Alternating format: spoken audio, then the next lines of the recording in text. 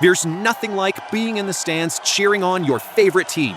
Game Time is your hack to unlocking amazing tickets in just a few taps. Plus, their Game Time guarantee means you can trust you'll get 100% authentic tickets at the best price. Fees are always included, so what you see is what you pay. Get the best deals on sports tickets. Download the Game Time app and create an account to start searching for tickets to upcoming games and events. Swipe, tap, ticket, go. Game Time. The Murder Shelf Book Club contains disturbing content related to real-life crimes. Listener discretion is advised. The truth is out there. Follow us. We interrupt this program for a special report by WKMU. We will return you to your scheduled programming shortly. Can't sleep? Neither can we. And who are we? Well, I'm Sky, and she's Blue. And dial in as we explore everything from the 1,200-year-old structure, Göbekli Tepe, to UFOs, conspiracy theories, and bizarre stories from around the globe. Tune in at wkmu.podbean.com. That's wkmu.podbean.com. This concludes our broadcast day.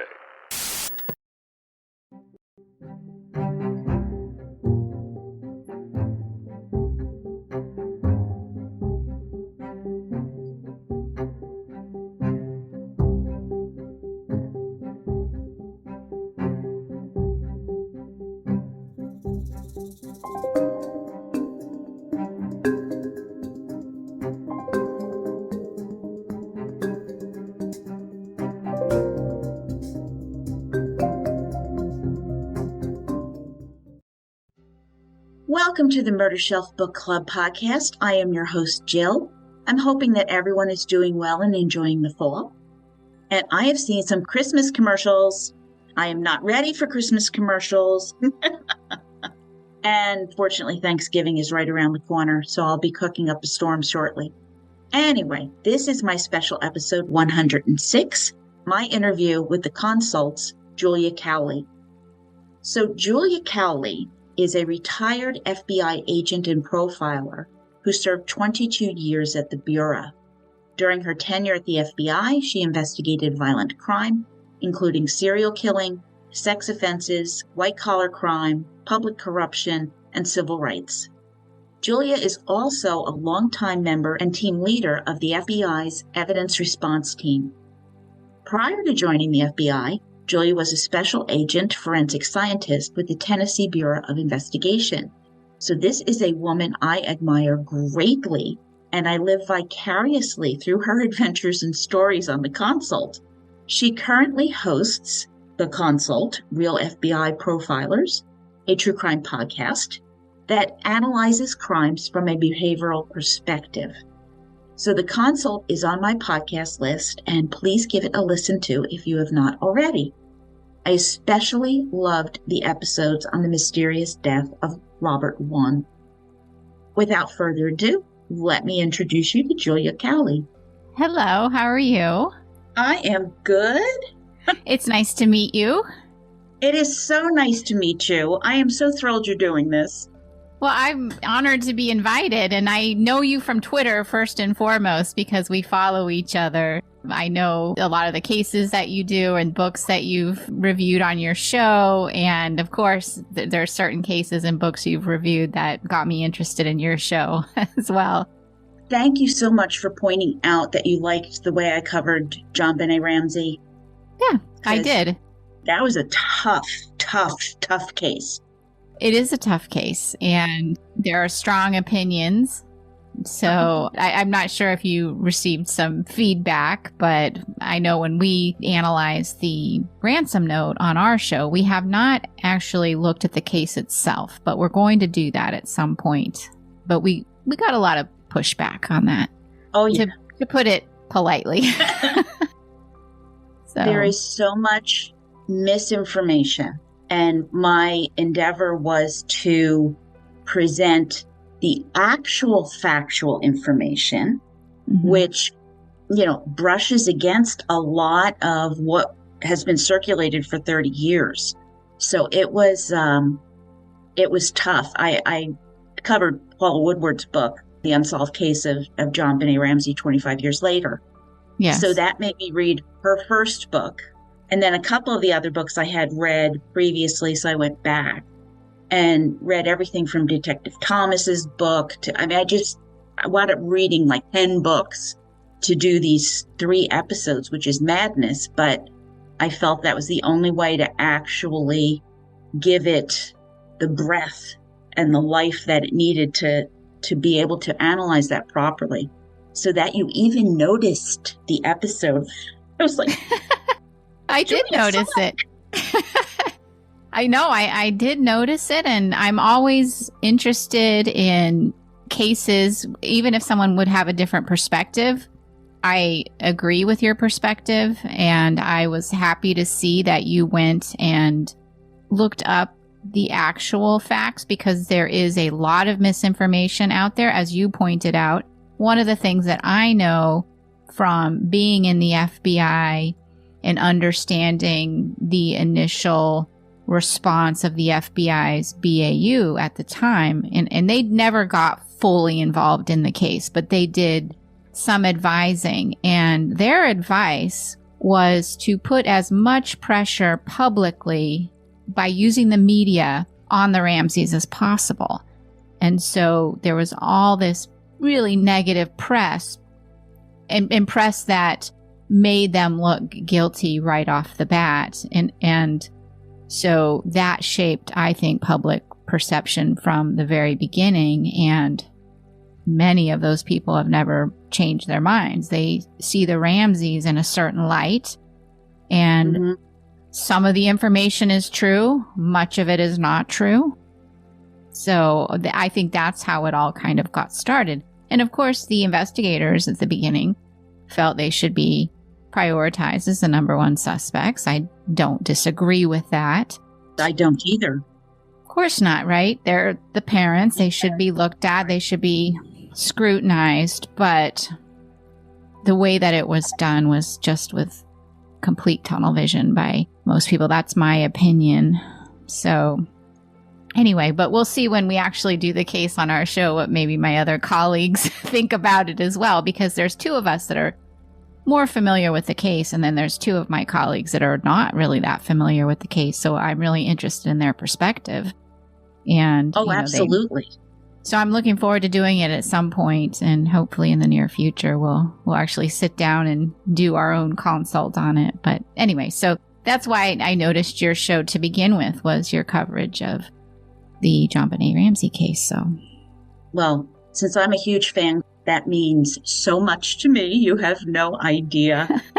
I guess I first heard about the consult on the prosecutors, because I also am a big fan of Brett and Alice.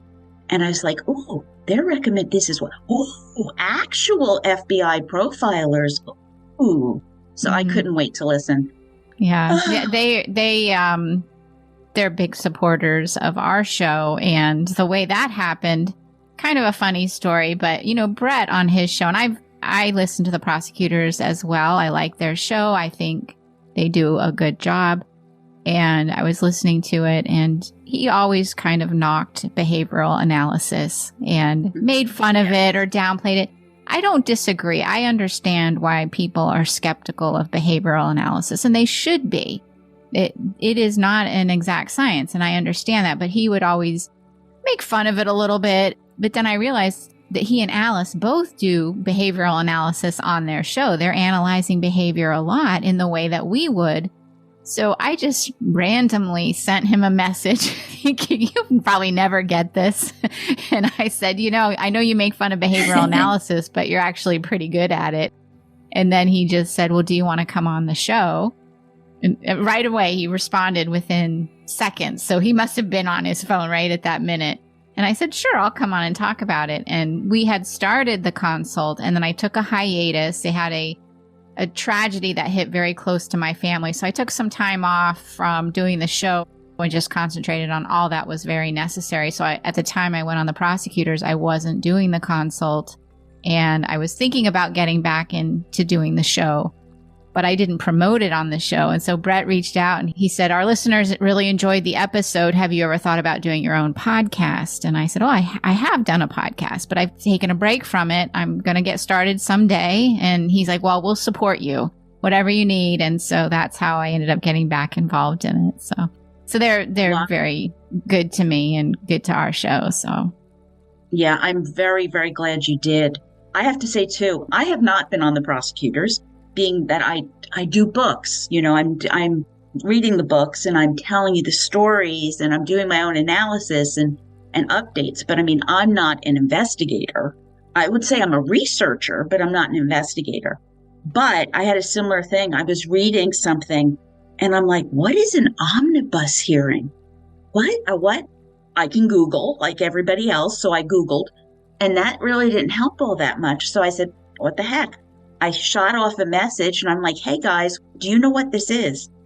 And boom, got an email context. I was like, oh my God. And got back. It sounds like it's a preliminary hearing with, a lot of fringe and icing. That makes sense to me. Thank you so much. But they're so responsive and wonderful. They are. I mean, that's how you should be with your listeners, I think, is that you get right back to them if possible. I know it can get busy. Sometimes it might take me a little while, but I try to get back to everybody. And I tell people sometimes I may miss your message, so I do try to. I mean, I certainly don't have as many as they do. But yeah, I think that that's important to answer the listeners' questions that may come up as you're listening to their show or something else, and in the legal realm or the world of profiling, and that keeps you connected. But your show is unique in that I'm not really aware of any other true crime podcast that is looking at books. It's a podcast for true crime books. And I'm not aware of any other show like that. So you have a unique part of the true crime podcast community. Thank you. It grew out of CrimeCon. I go to CrimeCon. I came home with a stack of books, brought a expandable luggage that I could get everything back in. And the next year I went to CrimeCon, and guess what? I had another stack of books, and I'm like, I can't read them all. I want to. And then I retired, and I was like, I could probably give you a real sense of the story, then add my 2 cents in there, and maybe update the case since publication. And you probably know this better than I. Every case I've ever read about, been involved with, you have a number of suspects. And you find out later it's not A, it's not B, but it's D. But you mention A and B in the book, and then they drop off the page. So I tell that story. Well, who are these people? Why were they suspects? What had they done? So I follow that thread that's not already in the book, too. Because I'm not going to tell you everything in the book. It's not fair. Right. I want you to buy the book. Yeah, it's a promotion, too. It's a promotion for a book. I think it's a great way to promote some of these true crime books that are out there, and some of them that may not get a lot of recognition as well. I try to pick bigger cases to do, like JonBenet, but I also will pick very obscure cases that maybe there's been a book on. I do want to cover the stories that are not as well known. They deserve to be remembered too. They do. What we do on our show is we have done some higher profile cases, but we also do a lot of lesser known cases, just to put a spotlight on them. But also for investigators or people that are very interested in true crime and how cases get solved and the behavior, I think you can learn something from every case, whether it's a high profile case or not. And I know a lot of listeners want to hear, well, what do they think about the highest profile cases? Like, I get a lot of requests for doing Delphi. Or they want us to say Delphi has to be. Yeah, we get a lot. And we don't do cases that are current or have an ongoing investigation or active investigation or going to go to trial. That's just not what we're suited for. We have to really have access to a lot more information than might be available. And all we would really be able to do would be able to speculate. I could have some ideas about it, but so that's not really a case we could do on our show. So that's why we tend to do cases that are older, either unsolved or solved. I like to do the solved cases so people have a sense of satisfaction of, okay, how did this case ultimately get solved? And to sort of demonstrate, and this sort of ruins the premise of our show, people want to say, oh, did profiling solve the case? And that's what we say. It doesn't solve the case. It may help. It may be interesting. We may have provided some investigative suggestions that were helpful, but ultimately it's not what solves the case. It's a tool. Right. And it can be helpful. And sometimes it might not be helpful. But we do like to cover all the different types of cases, whether solved, unsolved, high profile, lesser known. And I think I know that I learned something from every case that I've ever done, whether it was a high profile case or not. Yeah, that's fascinating coming from you. You think, ooh, you're an FBI profiler, you know everything. But you don't know everything. You can't know everything. I wish I did. It would be nice, right, to have that power. I would love to know. I would love to know who the Zodiac Killer and be able to tell you today who I think the Zodiac Killer is. I would love to know everything, but no. And it is difficult because my background is chemistry. It's a hard science. It's definite. And then to go into behavior, which is very complex and ever changing, and we're trying to interpret behavior that we see at a crime scene and the interaction between an offender and a victim, and that is not ever going to be exact. So all we can do is do our best and accept we're going to be wrong sometimes. Most of the time, I think we do a pretty good job of assessing an offender's personality traits and characteristics. I think we've done a very good job. I think we've done a great job in cases where we can provide investigative suggestions or ideas about further developing the victimology and things like that. But it also, it can add a lot of value to an investigation, particularly an investigation where they're at a dead end. Yeah, if you're poised on going cold, or you have a suspect list of, 100 people, and you look at it and can say, okay, based on the evidence we have, this person is X, Y, and Z. Well, you're going to investigate the 100 people anyway. So why don't you start with the people who kind of fit that description?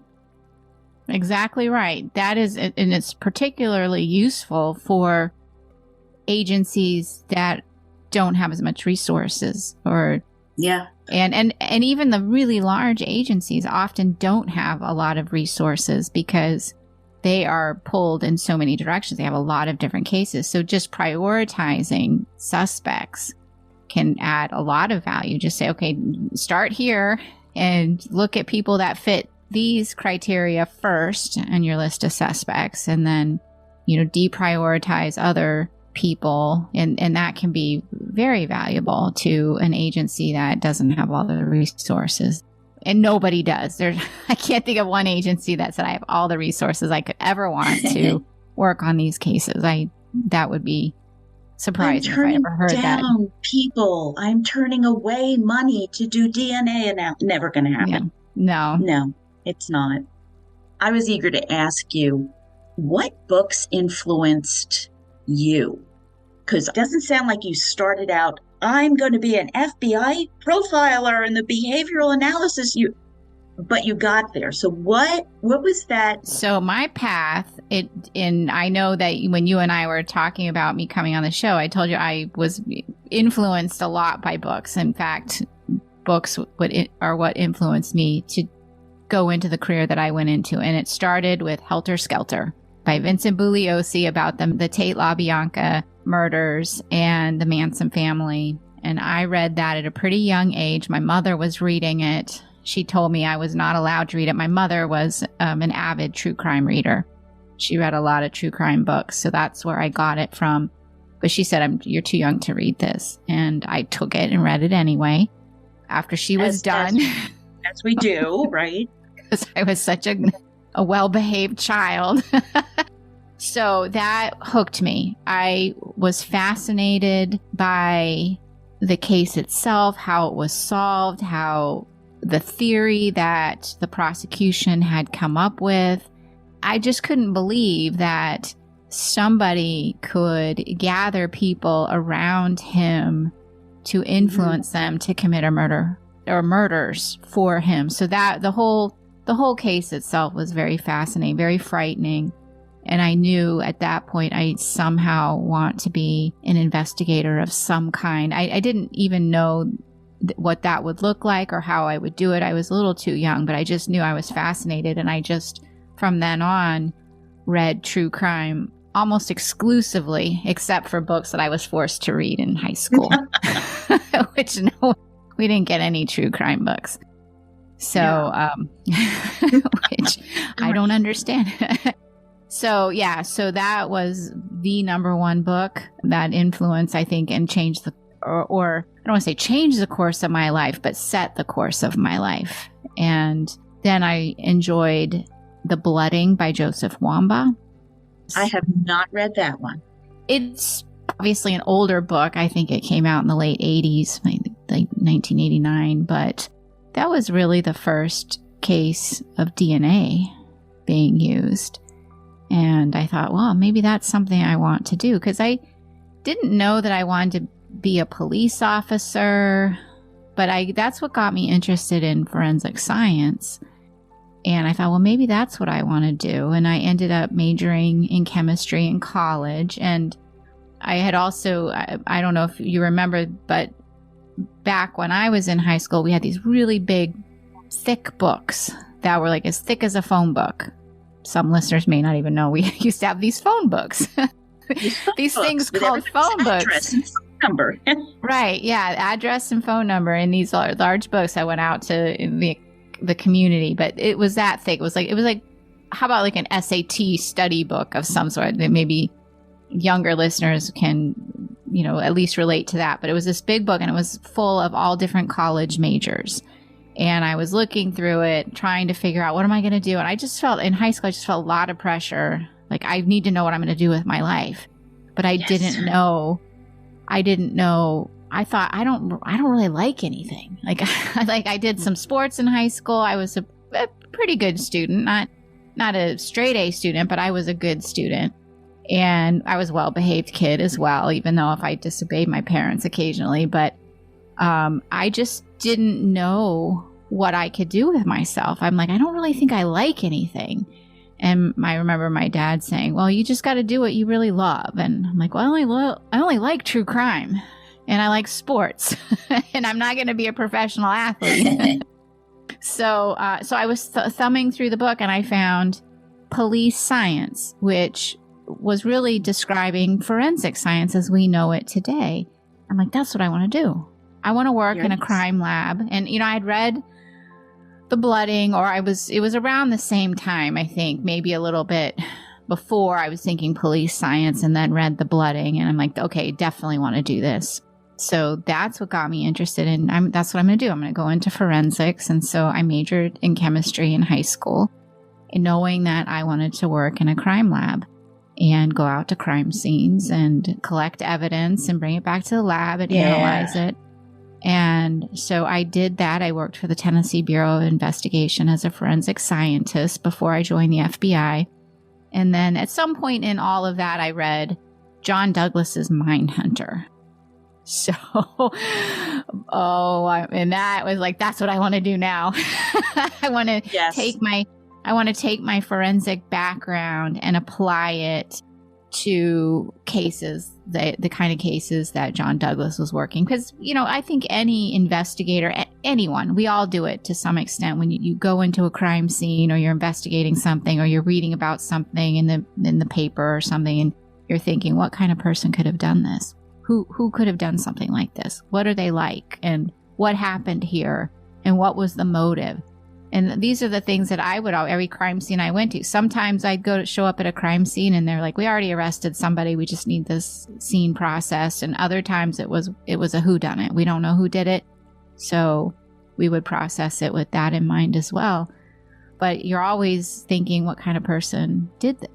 Who if somebody was arrested, I want to be like, can you tell me about them? What are they like? Why'd they do this? That's when I thought I think I want to join the FBI and become a profiler.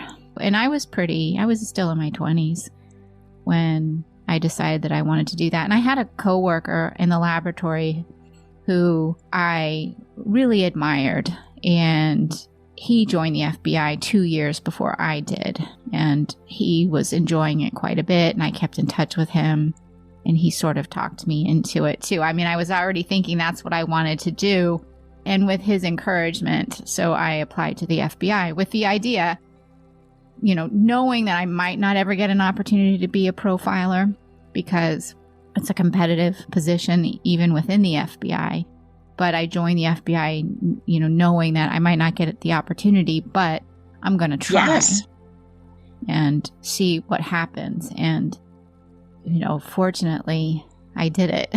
So, you know, it was a dream come true. And I think when I had gotten the job in BAU, and of course, you don't just join the FBI and become a profiler. It's not like the Silence of the Lambs. You have to be an investigator for many years. And I was an investigator for about 10 or 11 years before I got into the BAU. But when I was selected to join the unit, somebody bumped into a coworker in the elevator and he said, "Wow, it's a dream job within a dream job." And I said, "Yeah, I never really thought of it like that, but for me it is. It was my dream job within a dream job." So that's how I ended up. I mean, kind of knowing from a young age that I was interested in crime and solving crime, and I really get a sense of satisfaction. I like to see action, the offenders caught and punished. That's really what I tend to focus on. Certainly, I want justice for the victims, but there are people that are really well trained to be victim witness coordinators that deal with the victims' families and the victims. And for me, that is really hard. So I focus on let's go after the offender, and that gives me a great sense of satisfaction.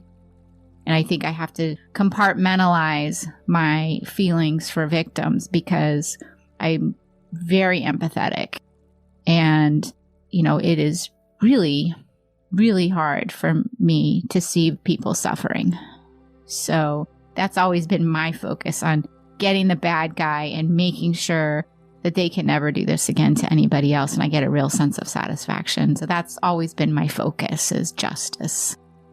Thank you for sharing that. And I come at it kind of in the same kind of way. As a little kid, I wanted to be an astronaut. But later on, I wanted to go into law enforcement. And when I actually got to college, I wound up majoring in history. And then I fell in love with psychology. It was the same kind of thing. Why do people do this? What's wrong with them? Right. You know, and that even starts when you're starting to live in a dormitory with other people. And you're like, why would they do that? That's so stupid. So I wind up becoming a history and psychology teacher. And my area of specialty happens to be the Holocaust and genocide studies. The same kind of thing. Why do people make the choices that they make?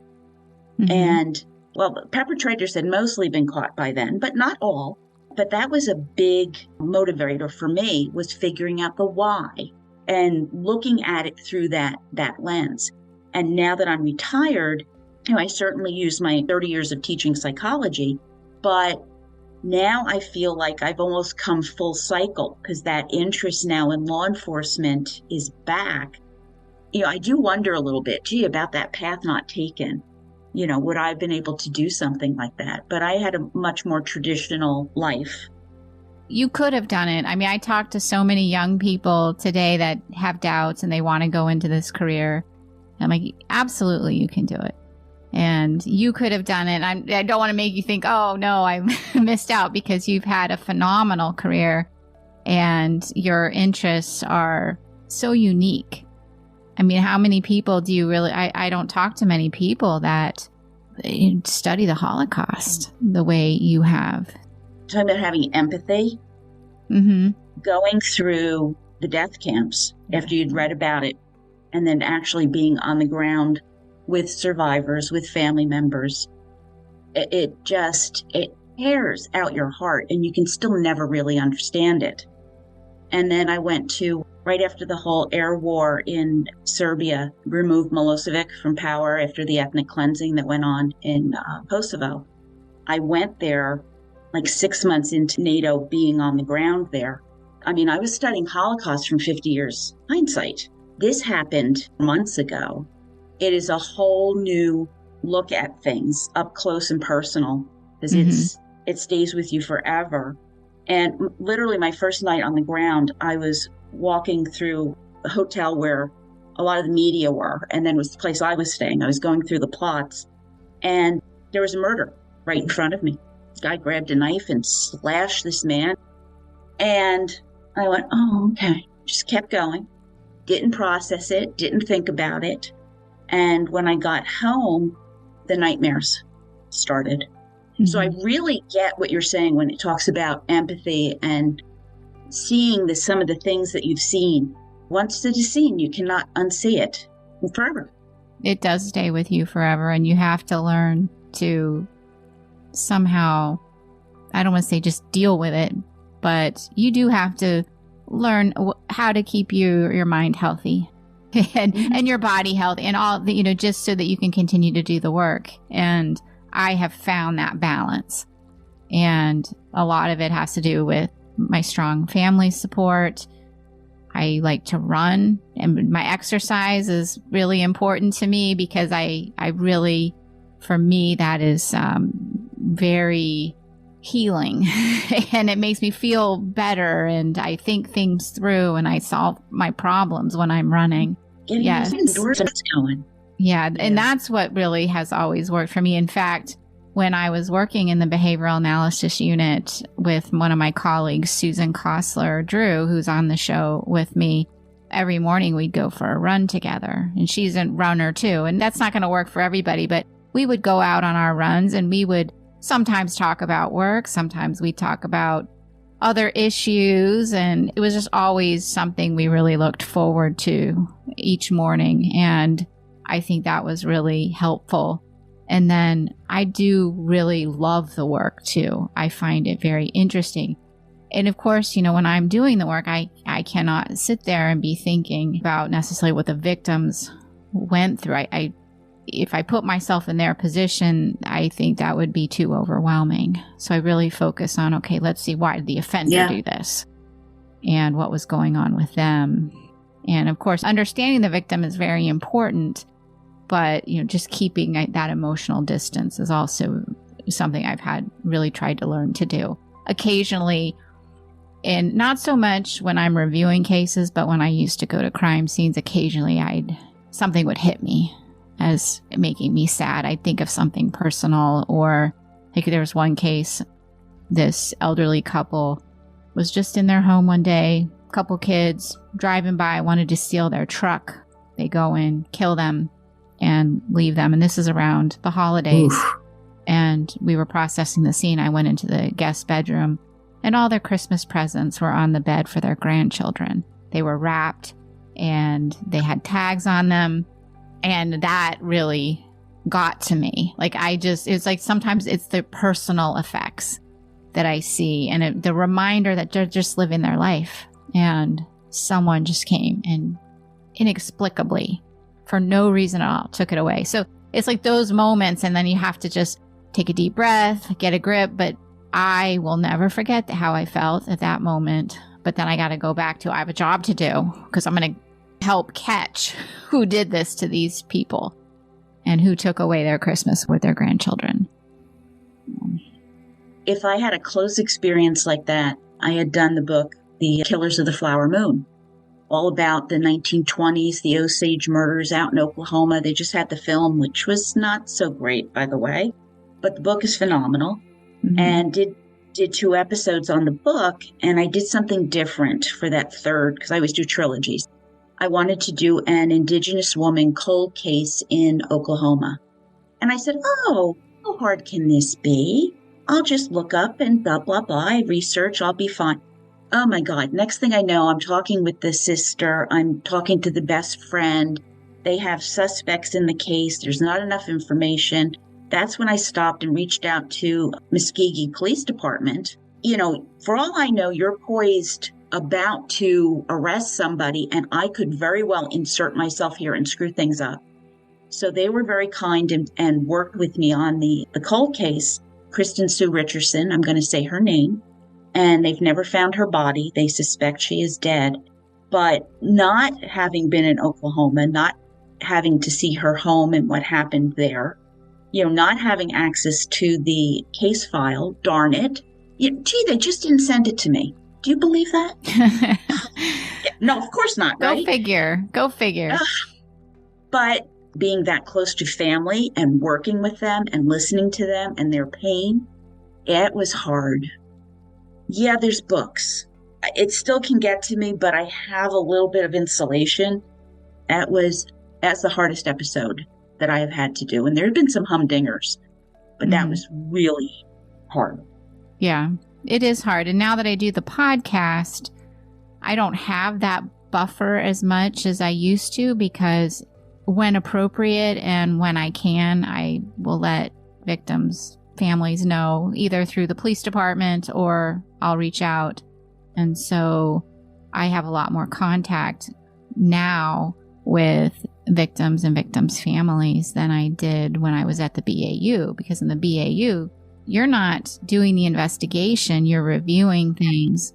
It's the investigators, it's their case, it remains their case. You have that barrier up. And now with the show, I don't always have that barrier. And sometimes I am part of the story because I may have profiled the case, but it's really not my story. It's the family's story or the victim's story. So I want to make sure that they're okay with it. And I don't want anyone to be blindsided by the fact, oh, you did a podcast and I didn't know about it. So. See, I always check with the authors. Sometimes there's a response, sometimes there's not, especially if it's an older book. You fumble around trying to figure out how to reach out. I'm not good at this. I so hesitate to reach out to the family. The last thing I want to do is to pull off the Band-Aid. They've moved on, and here I come 15 years after a book was published or something. It's like, hi, I'm Jill. I'd like to dredge up all of. So I kind of play it by ear when I talk with the authors and kind of get their sense on it. And I may stalk people on Facebook a little bit to see what they're talking about if I can. Mm-hmm. They still refer to anniversaries. Do they do it publicly on Facebook or not? Because that can give me some clues as to whether or not my inquiry might be welcomed or not. That's why I value so greatly my authors, because they'll give you some guidance. One of them I had done, Gary Ridgway. She married the Green River serial killer. And I said, should I reach out to the wife? And she said, no, she's done. She's moved on. She has a new relationship. And I said, perfect. So I just talked with her. Mm-hmm. I will respect that. I mean, I don't want to insert myself into anybody's world and hurt them. But I also try to pick stories that do provide lessons beyond who I might think did it, or, I say profile. I never sell myself as a profiler, believe me. But to give you that sense of why I think based on what I know, I could be wrong, and I'll own it if I am. But I try to really respect that. It's really important in podcasting.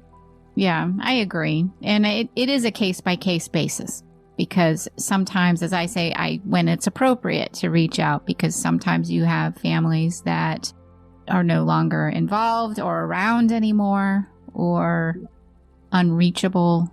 And I also want to make sure that, like you, I'm not interfering with any kind of ongoing active investigation. Most of the cases, as I said earlier, are not active investigations, but I let the police departments know, we're going to cover this. And if I've never had anyone say, no, don't do it, and some are supportive. Some have talked to me. I don't want to say off the record, but some have talked to me just about, we would like to have a spotlight put on this case. Others have actually come on our show and talked to us about their case. And then others are just like, yeah, do whatever you want. We don't talk about cases that are ongoing, but go ahead, because it's not going to hurt anything. So that's just different responses from different agencies. And it really depends on the case.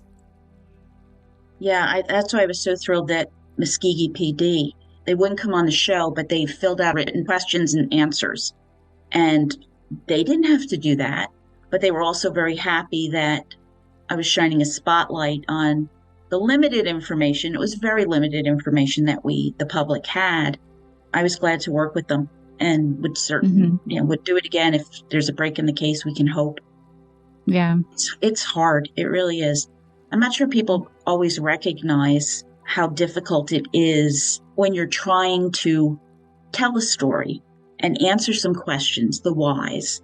It can be a conundrum at times. Yeah. Yeah, it is. So I have to ask you now, after all of this, and I know you love what you're doing, was it hard to retire? No. You were ready. So I was ready to retire. I spent 22 years in the FBI. I was ready. I had some trepidation, of course, because I don't know what to describe, but I'd been with the Bureau so long, I'd been in law enforcement, because even when I was with the Tennessee Bureau of Investigation, although I was in the laboratory, I was sworn law enforcement. And so to not have that identity anymore, I thought, how am I going to feel? I'm not really who I am, who I've been for so long. That's how I felt. Like, what am I going to do? But the day after my last day of work, it was a Saturday. I woke up. I'm like, okay, what now? And I felt like the weight of the world off my shoulders. I was ready. I don't want to say I survived, I guess. I mean, you're always thankful. I mean, we certainly in the FBI, it is a dangerous job, but it's not as dangerous as being a police officer. We just don't encounter danger as often as a police officer would, or state police. But obviously our jobs are dangerous. Whenever you're out there, you're in danger, and you have to be prepared for that. So I guess when I retired, I felt thankful that I survived, because I have known people who didn't. And I was looking forward to whatever was going to come next for me. And so it was a relief, I think, but also very grateful. I mean, I look back, not that I didn't have bumps in the road in my career, and there were times where I can't do this anymore. But looking back, I can't imagine. I think I would do it all over again. And I was very grateful for all the opportunities that I had with the FBI. And I think when I joined the FBI, and even when I entered a career in law enforcement and early on, I feel like I did everything I dreamed of doing. Every case that I wanted to be a part of, every type of case I wanted to be a part of, I got an opportunity to do that. And so I look back and I think I did everything that I wanted to do. I cannot think of one thing in my career that I didn't get an opportunity to do that I wanted to do. So very grateful, relieved and grateful, I think. So leading up to it, I had a little stress about how am I going to feel? And I don't have that badge anymore. Am I not the same person? I don't have that identity, but it passed pretty quickly. So I felt that way about leaving teaching after 30 years. I wasn't going to be a teacher. I was going to be an ex-teacher. What am I going to do now? So now I teach via the podcast. Yeah, the podcast, exactly. By doing the podcast, it keeps me not only doing the work I love, but I'm doing the work with the people that I loved working with. I mean, the people that I do the podcast with so I'm so thankful they joined me on the show. They didn't have to do it, but I still learned from them. I learned so much from them. And it's like being back in the unit doing the work together again. So it's almost in some ways like I didn't leave, but it's different. I don't have the same pressures that I had when I was an FBI agent. This is more on my own terms. That's great. Mm-hmm. Yeah. Yeah. How did you decide to do the podcast? Well, I did listen to true crime podcasts before I retired. And the first true crime podcast I ever listened to was Criminology. And I listened to their coverage of the Zodiac murders. That's how I got into it. And then I know my family was saying, you got to listen to Serial. So I listened to Serial. So I just was already listening to them. And then one of my coworkers, who was a newer agent, had come in and he said, have you ever listened to Jerry Williams' podcast? She's a retired FBI agent. I'm like, really? I haven't heard of that one. And that's where I kind of got the idea, well, maybe I could do a podcast too. Not like Jerry's, but something different. I didn't know what it would look like. I thought, well, that's pretty cool that she's doing that. So she was sort of an inspiration to me. And then my coworkers, who I guess just listened to me for years and years tell different stories, were like, well, you should do it on the behavioral analysis unit. And then another coworker said, you should call it the consult, because that's what we would call it. Let's go into a consult. Let's have a consult on this case with these detectives. That's what we called it. So he's like, it'll be called the consult. And I, so the idea was percolating with me. I wasn't set on it, but then at my retirement party, they got me 24 the consult mugs. So that was one of my gifts. I'm like, I guess I have to do it. I have to do it now. I have mugs. They created a logo for me. I have mugs. And so that was like, I have to do it. So I had no idea how hard it was going to be. I called up a couple of my former colleagues. I'm like, we could do this. Let's just get on and talk about cases like we did when we were at the BAU. So one day I just said, okay, let's just get on and we'll talk about the Golden State Killer. We'll talk about Joe DeAngelo.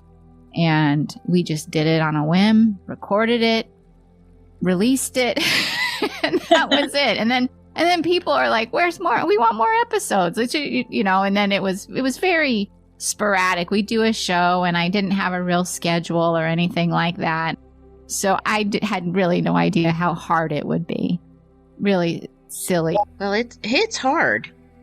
It is hard. I mean, I knew it would be. I wasn't thinking it was going to be super easy, but I just didn't realize how much work would go into it. And, our show really is what it's like in the BAU. We just talk about cases. We talk about our impressions. It's unscripted. Mm-hmm. It's sometimes we'll talk about a particular aspect of a crime, and then somebody will say, you know what, can we go back to that? Because I'm thinking something else now. So it's really exactly what it's like. I mean, I probably edit out if we have a bathroom break. Like, let's take a break really quick and come back. But it's so much more that goes into it, the production part of it. It's not just recording it and saying, here you go. There's a lot more that goes into it. So that's how it all started. And I thank Jerry Williams because she was really supportive. I had reached out to her before I retired. I went on her show to talk about the Golden State Killer, and she said, well, as soon as you have episodes, I'll help promote it. And she gave me a lot of advice. So that's how it started. That's very similar. When I retired, I had in real life, a true crime book club. And we did this for a couple years. And, I said to a friend of mine, I said, we should do a podcast. I mean, why couldn't we do a podcast and talk about the books? And so we started with I'll Be Gone in the Dark with Michelle One of my McNamara. favorites. Like, let's take the most complicated case. You've got Visalia, you've got the East Area Rapist, you've got the original Night Stalker, you've got, all of this, her story packed into this book. And it was like, why did we decide to start with this? Why did I do that to myself? But we did. I mean, we pulled it off. And Tara she left the podcast, the pandemic. We didn't break up. We're still friends. But then I had to figure out how to do it all by myself. We were scripted in the sense of, you're talking about a book. You can't miss the dialogue. You can't screw that up. It has to be accurate. But figuring out how to do it, there was a steep learning curve there. Mm-hmm. Oh, I watched a video on how to edit a podcast. I'll be fine. I've watched so many videos. Oh, my God. I get a little help now, but when I start, I mean, I can do it, but now I have a more professional editor that does the editing for us. But, oh, my gosh, it's hard. Yeah. It is. And and being prepared. And it is and it isn't, because we are going to be, broadcasting this, so to speak. So it's not like we can just go sit in the consult room and just talk amongst ourselves. You have to tell a story. Yeah. So you have to add that part into it. So it's not that easy. A lot of prep work, a lot of research, even cases that I already know or worked on. There's a lot of work I put into just getting prepared for one episode. Yeah, it takes a lot. I'm having fun doing what I'm doing. When I start getting stressed out of my mind doing it, then I'll have to rethink and figure it out. Yeah. But that's why I only put out an episode every 2 weeks. Yeah. I need process and to write and script and research. And again, I'm not complaining. I chose this path and it's very satisfying. It's very exciting to me. And it sounds like you're in the same place. Yeah. Yeah, I think so. I think we're in a good spot too, being that we're retired. Yes. Because it gives us more freedom, more flexibility. We're in control of things at this point. So Yes. in the back of my mind, I always know if it isn't enjoyable anymore, if I'm not continuing to learn anything, at any point I can say, hey, we're gonna stop the podcast, and I'm in a good spot that I can do that, which I think makes me enjoy it all the more. Like I can keep doing it. Yeah, and we were every 2 weeks, and then I realized, well, let's see what we can do every week. So now we're a weekly podcast for the most part. If something comes up, I might miss a week, but for the most part, we're trying to stick to our weekly schedule. And I think that's really important. I learned that early on. You need to stick to a schedule. And I'm like, what? Listeners expect a schedule? Good grief. No. I know, I understand as a listener, if I didn't get my favorite podcast episode, I'd be like, what is going on? Where is it? Did I miss know. it? Yeah. It'll sneak by me every once in a while. And I do subscribe, but you've got a glut of emails and everything coming in. And I'll be like, what do you mean part 2? Damn it. It's hard to keep up with not only my own podcast, but all the ones I try to listen to. I don't listen to as many as I know I probably should, because there's a lot of good podcasts out there that I know I'm missing. I find I go on a tear and I'll listen to 20 episodes. And then it's like, okay, I'll get back to you. And then I move on to the next one. Because there's so many out there, and I want to support people too. And my big issue right now, which books? It was nice in the beginning when I'd sit down and I'd go literally to my murder shelf and I'll say, oh, I liked that book. I think I'll do that one next. But now I'm contacted by publishers and authors, and this book came out and it's overwhelming. It's in my Patreon group, I float suggestions. Which of these do you like? And we'll pick one. And that's a lot of fun. But it's nice having their suggestions too, because you have your room where you consult. I have my room where I'm reading, scripting, or whatever. And give me some input. How do you want to go with this? And I respect the input because I need the input. I like the input. I don't want to do a book that nobody's interested in. So I really respect that. Yeah. So what's next for you? Just more cases? Just more cases. Yeah. I mean, like you, we get a lot of case suggestions, and some of them, unfortunately, I don't feel we can cover because we just don't have enough information.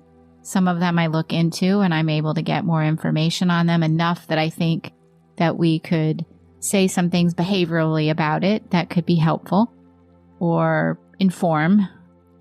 Continuing the podcast indefinitely at this point until, like I said, it's no longer fun. I'm always getting ideas from different books, and I have to go back. Like, we reference some books on our show, like some just books on like psychopathy or something. So I have to go back and read some of those. And so I'm always reading, always researching cases and trying to figure out, okay, what's going to be our next case. But I'm just going to continue to do this. And I just recently became an empty nester. Both my kids are now in college. My daughter's a freshman. So it's a whole new chapter of my life now. And that is not as hard as I thought it would be. I was really sad leading up to it. We, dropped our daughter off at college. We moved our son into his new apartment. And I kind of felt like, what now? But I also came home like, well, I'm going to clean this area and it's going to stay clean. And my husband and I can decide what we want to have for dinner. We don't have to have, input from anybody else. It's been fun. And luckily our kids are not too far away, so we can go visit them. So that's a whole new thing, that I'm involved in, is being an empty nester and having a little more freedom. at home for now. I mean, obviously we have college bills to pay, but yeah, so. I have 2 daughters, and we raised the girls to leave. Not Yes. to throw them out, but to be mature, responsible, able to function in the world and leave. And the joy is when they come back to visit. Yes. And it is wonderful. Yeah. And I've got, 2 adults to engage with. And this has really been like the happiest time of my life. Yeah, that's great to hear. I know I feel the same. My son, when he went to college and he'd come home to visit, it's pure joy to have him home. It really is. I really enjoy both my kids' company as young adults. And I am very proud of them. And you're right. We raise them to leave. We raise them to be independent of us. But then it's kind of like leaving the FBI. You're like, am I useful anymore? I don't have that. I don't have anybody to do anything for, and I'm used to that. And I get a lot of value from that by helping and taking care of my kids. And when that's not there, of course I'll always be there for them, but. Of course. I have now 2 kittens. Well, they're a year old now. Now I take care of the kittens, and they expect to be taken care of. And of course my husband, but he's a big grown adult and he can do his thing too.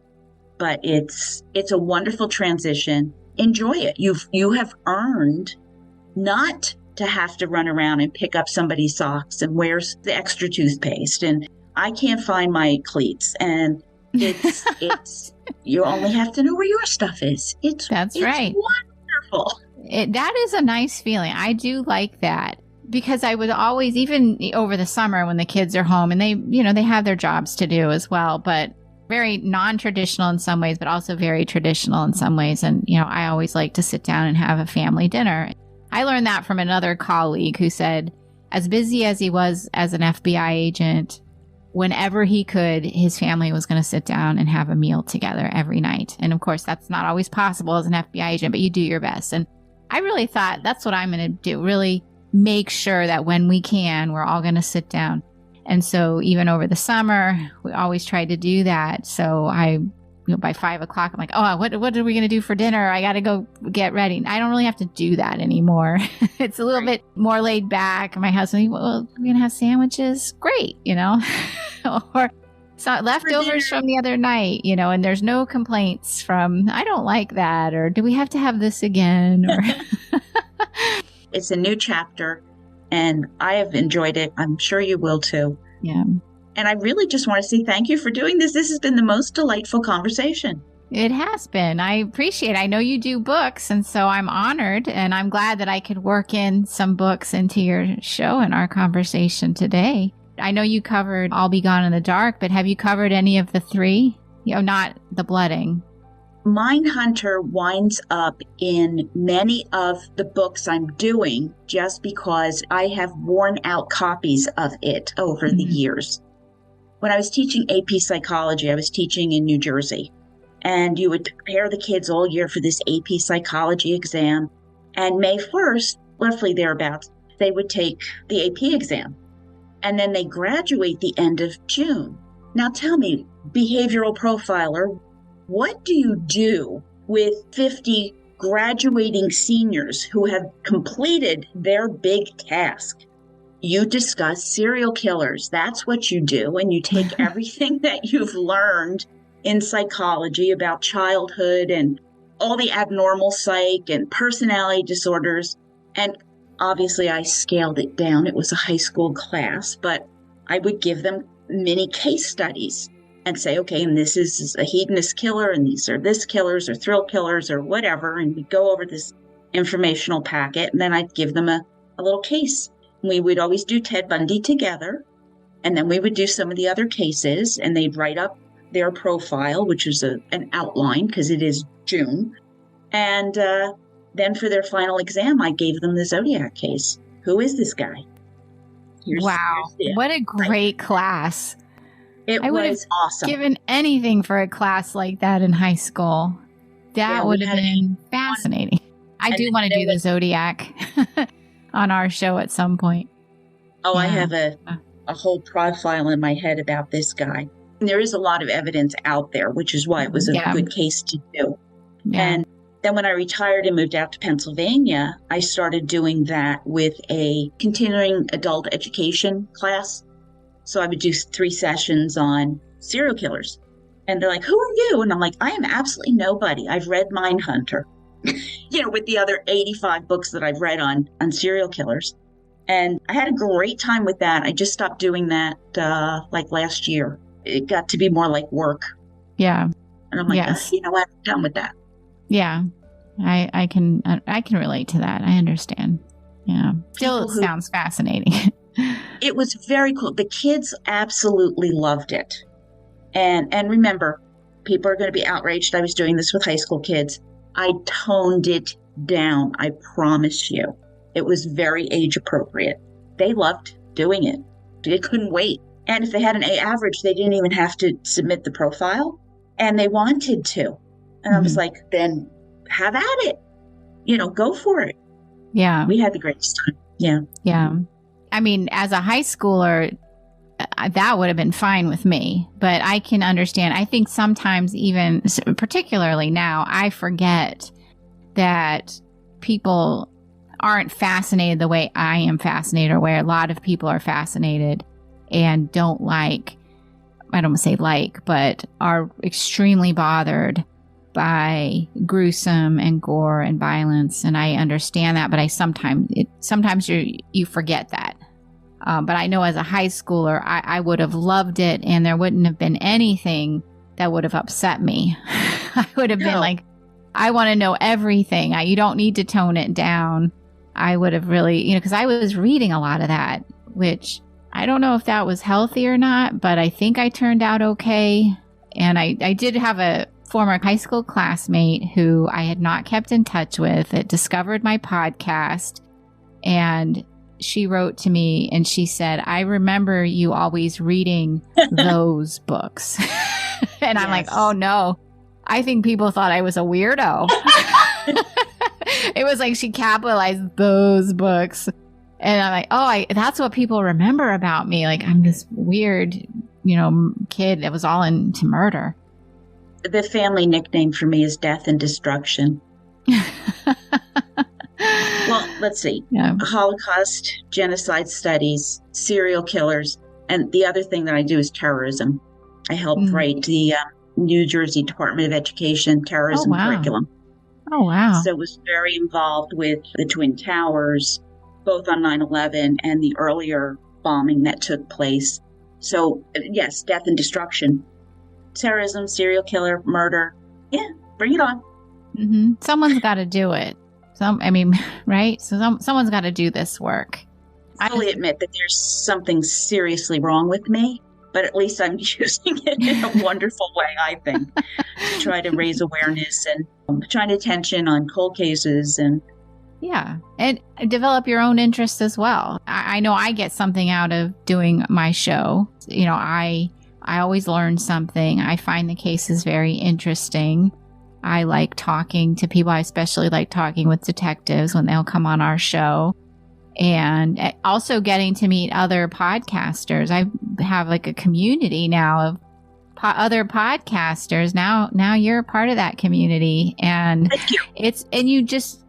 you think once you retire, you're never, I don't want to say you're never going to meet interesting people, but you sort of think like, what now? And then you realize, wow, since I retired, I've met all these really interesting and fascinating people, and that are now what I would consider friends. Even some of them I've never even met in person, but I've Zoom called, or I've done their shows, or we've talked about cases. And I can't believe I've met all these people, and I have this whole group of podcasting colleagues now that we're all kind of in the same boat. We understand what we're all doing and support each other. It's nice when you find your people. Yeah. Yeah. Definitely. Yeah. And then there's the people like, I'll stay away from that person. Yeah. There's a lot of controversy out there too. So you got to, tread carefully. Yeah. Well, have you ever heard the Unfound podcast with Ed Densel? I had him on the show. I interviewed him. He only does missing person cases, and he's not in the true crime category.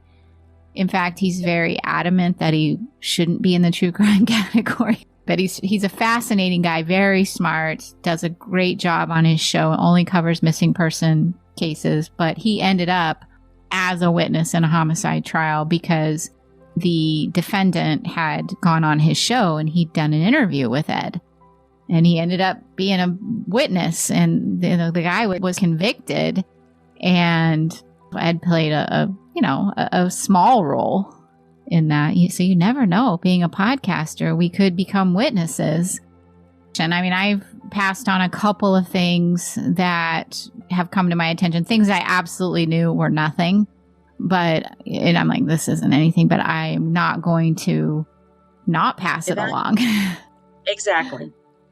Being an FBI agent, I'm used to being contacted by people. I'm used to that. I know, like, somebody that's not used to that can be pretty nerve-wracking. It's funny because I get a handful of strange emails, and I got so many as an FBI agent, and so many that would come just to our office in general, and you'd have to read through them and decide, okay, is this legitimate information here? Is this person mentally unstable? You have to evaluate everything. What are we going to do about this? So I am so used to that. It really doesn't faze me when I get weird messages. And I do get some weird ones every now and then. There's one person that just keeps reaching out. I need to talk to so-and-so. Like, they think I'm going to put them in touch. Finally, I just muted that person, but Yeah. Well, it's really nice to meet you. I'm very happy to have come on your show, and I'm glad to meet you on Zoom. Maybe we'll meet in person someday, maybe at CrimeCon or something. That would be fun. I am going to Denver. Yeah, I haven't yet decided. I think I better make a decision soon whether I'm going to go. I might not even be able to get in at this point. I'm reluctant, I think, because I don't want to be involved in drama. And it does seem like tends sometimes to be some drama at some of these functions that I don't want to be involved in. There's some, but in all honesty, the last 2 years I've been on Creator or Podcast Row, and I'm there the entire time. I don't really get to go to the presentations unless there's really something. Like, I saw John Douglas last year. I was not going to miss John Douglas. Mm-hmm. But that was fortunately in the evening, and I sleep after CrimeCon. I mean, it's intense. I lost my voice and I couldn't talk on the airplane. I mean, it was squeaky. Oh, wow. Just from talking to so many people. My booth past year was right next to Body Bags, Joseph Scott Morgan. Oh, yeah. So I'm dying. I'm not Here's Jill standing right next to Joseph Scott Morgan. It was just absolutely unbelievable. The year before, Dr. Baden was at my table. I was sitting next to Dr. Baden. So it's wonderful. It is exhausting because it's work. The first CrimeCon I went to was so much fun. I got to go here and got to go here, and I went to a meet and greet there, and it was just, it was wonderful. This is work, and it is exhausting.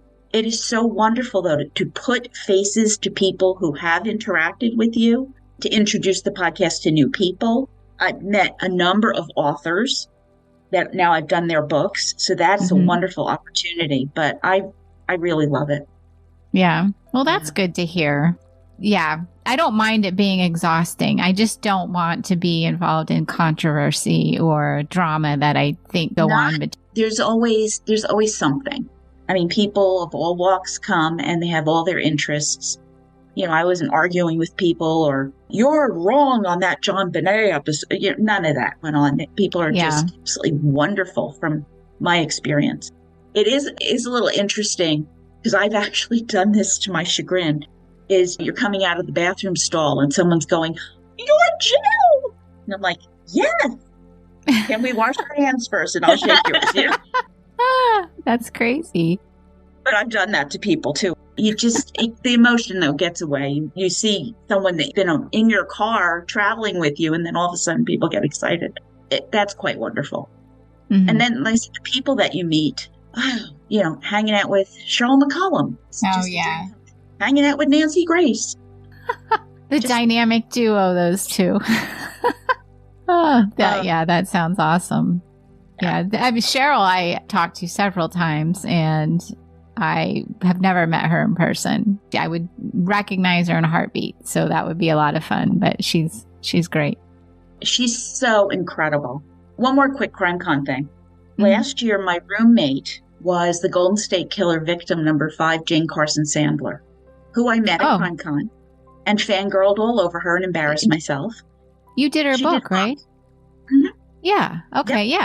Yeah. Oh, wow. Frozen in Fear. And she wanted to go this year, and she's like, oh, I don't know. I don't have a room. And I'm like, do you want a room? And she's like, yeah.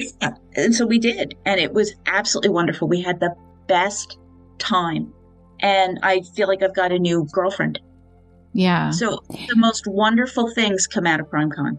It is really weird for me. Weird isn't really the right word, but having read all the victims' incident reports, the survivors, I should say, and then to put a face to them after, like, you read about them, what happened to them when they were young, and then to know, like, I don't want to say they're real, but they become so real when you see them talk or give victim impact statements, or you find out, like, Jane, it's such I'd be interested to know what she would think of my profile of him, because my profile was quite different than I think he had been portrayed in the media.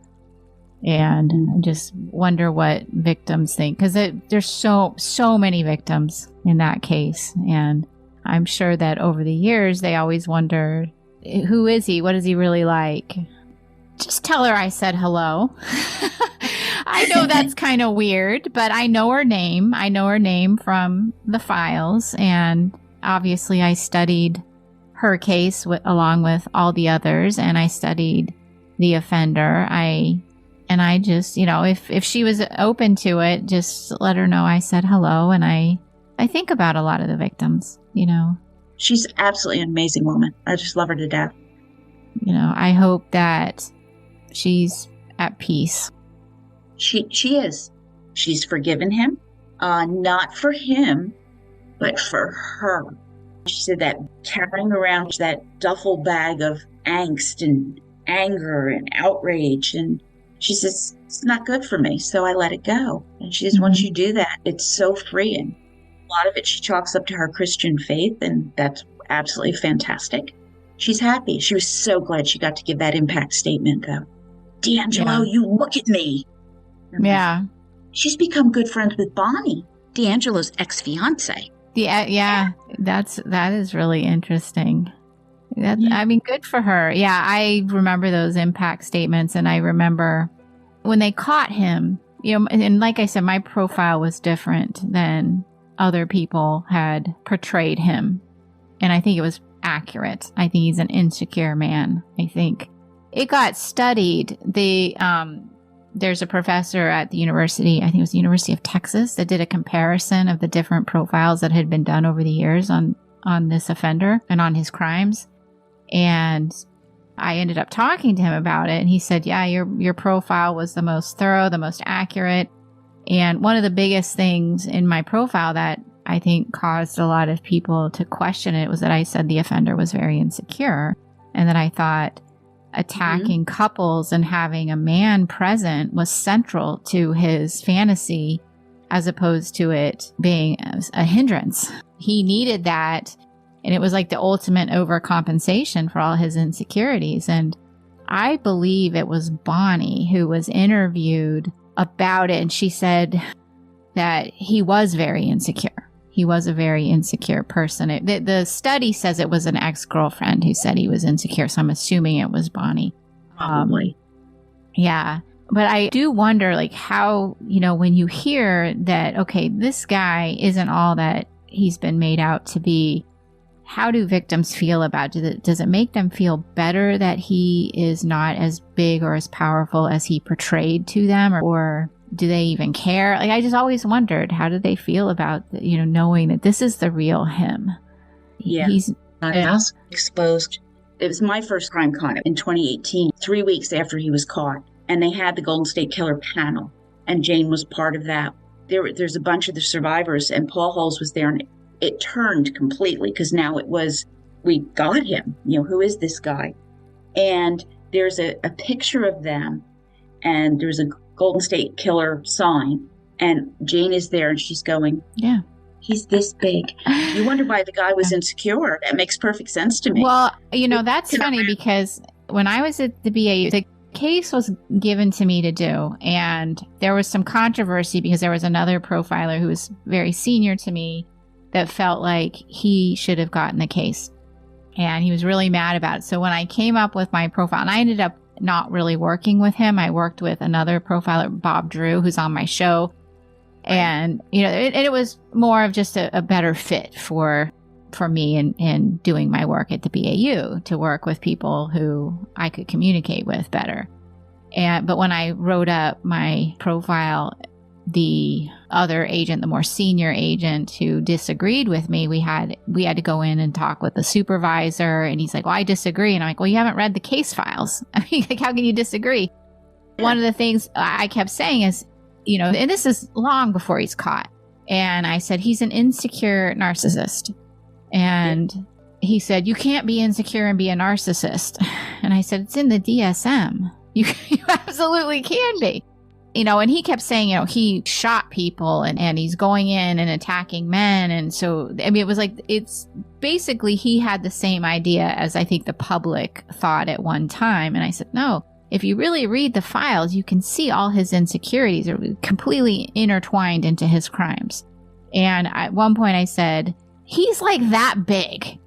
I mean, that is not an, that was part of my argument, was that he knows it. He's not very big, because one of the victims had even said to him, like, she was trying to appease him and she complimented him. And he said, well, most people think I'm small. I mean, that was actually an interaction exchange between one of the victims and him. So I'm like, he's very well aware that he doesn't measure up, so to speak. And I'm not saying that, that's the whole root cause, but it certainly didn't help things. Yeah. So, and luckily I had a few detectives. Now, Paul Holes was not one of them. Paul Holes did not agree with my assessment at all. And he also didn't think the Visalia ransacker was connected. He was very opposed to it, mostly because the physical descriptions so different. They were different. And so Paul's coming from really strictly a forensic background, not an investigative background. He's really good at what he does scientifically, but he didn't have a lot of investigative experience. Based on my investigative experience and from studies that have been done, eyewitness identification's just terrible. You can't say because the composite sketches don't match, or the descriptions by potential witnesses or even victims don't match, so therefore it's not the same offender, when you had so many similar behaviors. I mean, I was so confident that this was the same guy. And so luckily we had some detectives, one of them being Larry Poole from Orange County, that he was so thoughtful, so smart, really embraced behavioral analysis, really wanted to understand it. And then a Ken Clark and Paige Neelan from Sacramento. So there was a lot of support that, okay, Visalia is related. And yeah, Paul was very much against it. But after he was caught, I talked with Paul. This was before he had just retired. I was not yet retired. I was still with the FBI. And he was saying, well, he was a police officer, so he had to be secure. And I'm just like, oh my gosh. I'm like, no. Don't you realize? It's like, I mean, a lot of people go into law enforcement because they're insecure, that's, I mean. Want where to be the authority figure. Yes. Yeah, he's like, well, he was a cop. He was, and that was another thing. I understand. Just saying 100%. Yeah. What? Having worked with so many people in law enforcement, a lot of people go into it for very noble reasons, but you can be a police officer and be insecure. There's, just because you're a police officer doesn't mean you're not insecure. I still don't know that he just behaviorally just doesn't have the same opinion about DeAngelo. Maybe he's come around over the years. It's been several years since I talked to him, but there are a lot of the detectives really were just like, yeah, this is who this guy is. So when he was wheeled into the courtroom, for his arraignment, I wasn't surprised at all. No, I wasn't either. I mean, he completely implodes when he doesn't have control over a situation. And that's what he did. He chose to sit in that wheelchair. And that was the truest version of Joe DeAngelo. And I hope the victims realize that. That's the real Joe DeAngelo. And just because you're insecure doesn't mean you're not extremely dangerous, because he was dangerous. And I don't mean to minimize how dangerous he was, but his insecurity is what made him so dangerous. That made him dangerous. Yes. It made him lash out. Yep. It made him seize control. Yes. I didn't pick up on that until I didn't see the reports, obviously. I've just read 18 books on the Golden State case. I did not pick up on that either. But when I heard that, it was, oh my God, she's so right.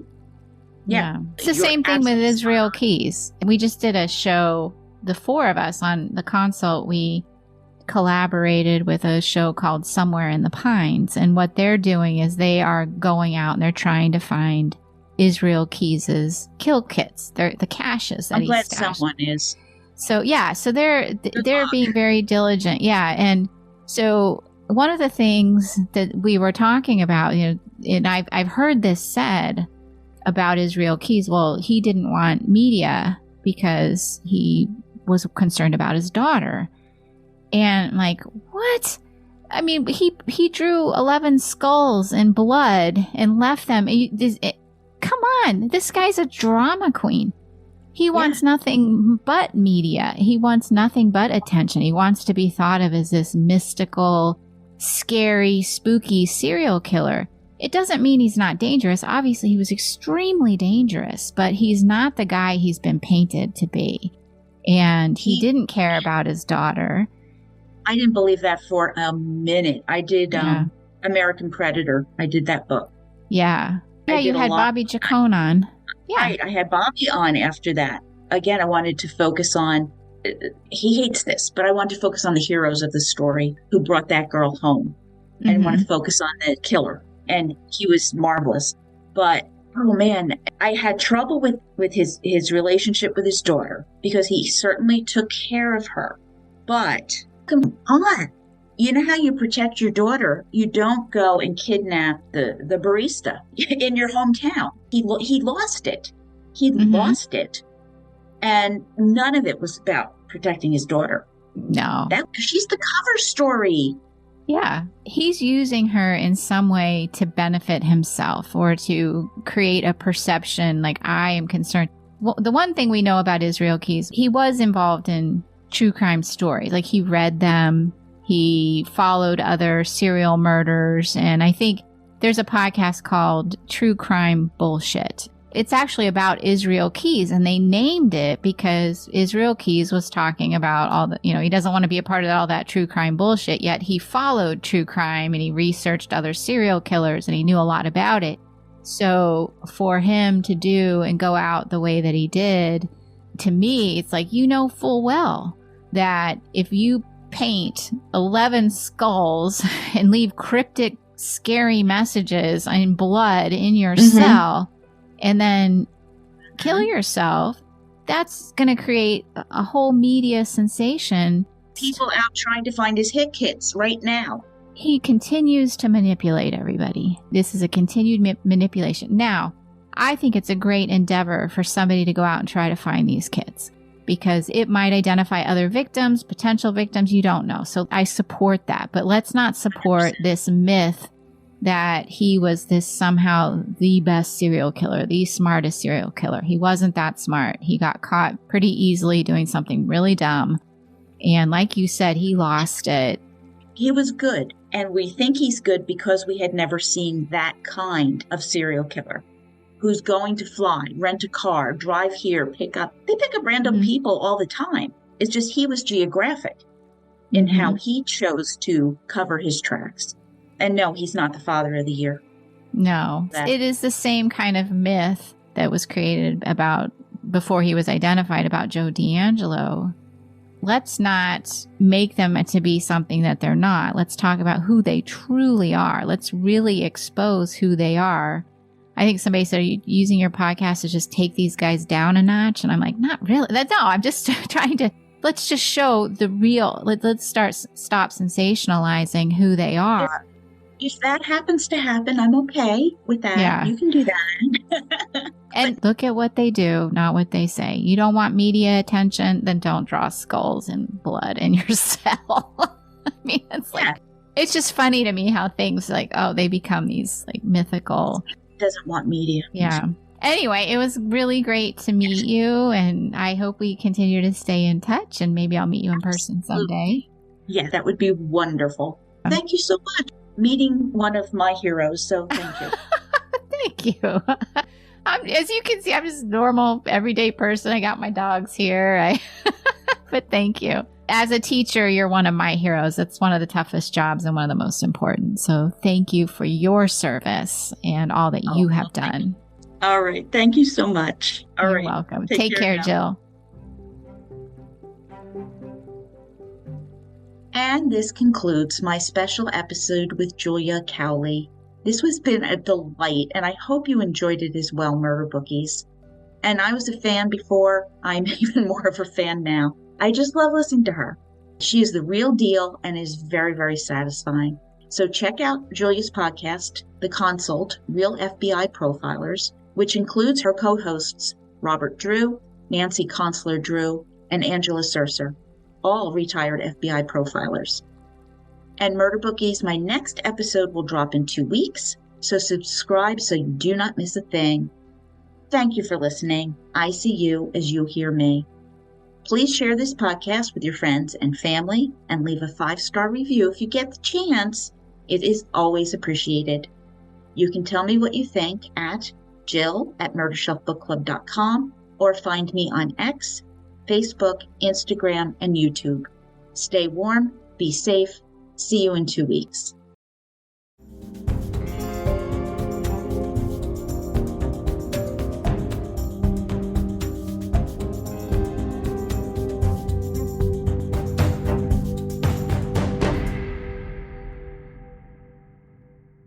Written and produced by Jill, all rights reserved. Music, The Pewter Elephant by Blue Dot Sessions.